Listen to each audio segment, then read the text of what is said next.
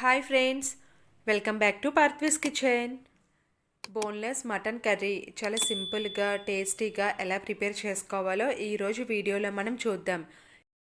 ఈ వీడియో చూసే ముందుగా మా ఛానల్ని సబ్స్క్రైబ్ చేసుకోండి ఫ్రెండ్స్. అలాగే ప్రక్కనే ఉన్న బెల్ ఐకాన్ని కూడా యాక్టివేట్ చేసుకోండి. నేను పెట్టే ప్రతి రెసిపీస్ మీ నోటిఫికేషన్స్కి వచ్చేస్తాయి.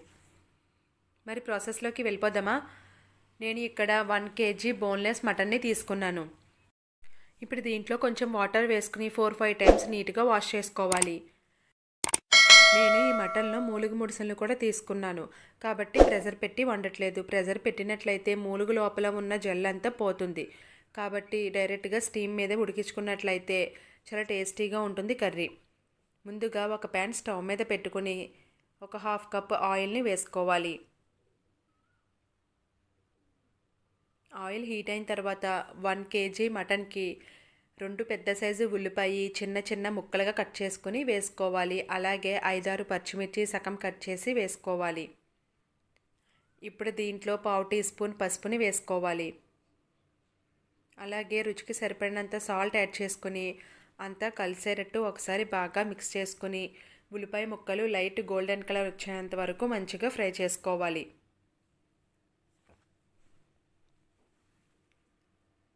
మీడియం ఫ్లేమ్లో పెట్టుకుని మాత్రమే ఫ్రై చేసుకోవాలి. ఉల్లిపాయ ముక్కలు ఈ విధంగా ఫ్రై అయిన తర్వాత మనం ముందుగా క్లీన్ చేసుకున్న మటన్ని వేసేసుకోవాలి. అలాగే 3 టేబుల్ స్పూన్ అల్లం వెల్లుల్లి పేస్ట్ని యాడ్ చేసుకోవాలి.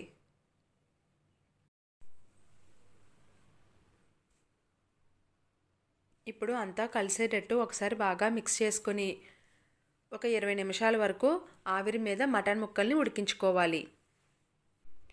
ప్రెజర్ పెట్టకుండా నేను చెప్పిన ప్రాసెస్లో ఒకసారి మీరు కూడా ఈ రెసిపీని ట్రై చేయండి. ఈ కర్రీ చాలా టేస్టీగా కమ్మగా ఉంటుంది. మొత్తం అంతా కలిసేటట్టు బాగా కలుపుకున్న తర్వాత పైన మూత పెట్టేసి ఆవిరి మీద ఒక 20 నిమిషాల పాటు ఉడికించుకోవాలి. ఇది ఉడికేలోపు మసాలాకి ప్రిపేర్ చేసుకుందాం. ఒక మిక్సీ జార్లోకి 2 యాలక్కాయలు, 2 ఇంచెస్ దాల్చిన చెక్క, ఒక 7 లవంగ మొగ్గలు వేసుకోవాలి. అలాగే 2 టేబుల్ స్పూన్స్ ధనియాలు వేసుకోవాలి. 1 టేబుల్ స్పూన్ జీలకర్ర వేసుకోవాలి.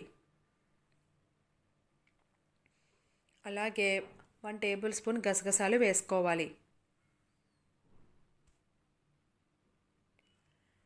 కర్రీ టేస్టీగా రావటం కోసం ఒక 5-6 జీడిపప్పు పలుకుల్ని వేసుకోవాలి. ఇప్పుడు కొంచెం వాటర్ని యాడ్ చేసుకుని ఈ మసాలా అంతా మెత్తగా గ్రైండ్ చేసుకోవాలి. ఈ విధంగా మెత్తగా గ్రైండ్ చేసుకుని పక్కన పెట్టుకోవాలి.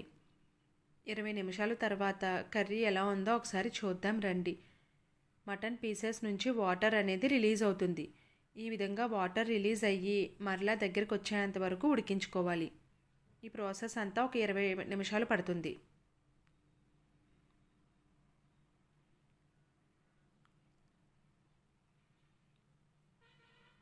ఈ వాటర్ ఈ విధంగా కొంచెం దగ్గరికి వచ్చిన తర్వాత తగినంత కారం యాడ్ చేసుకోవాలి.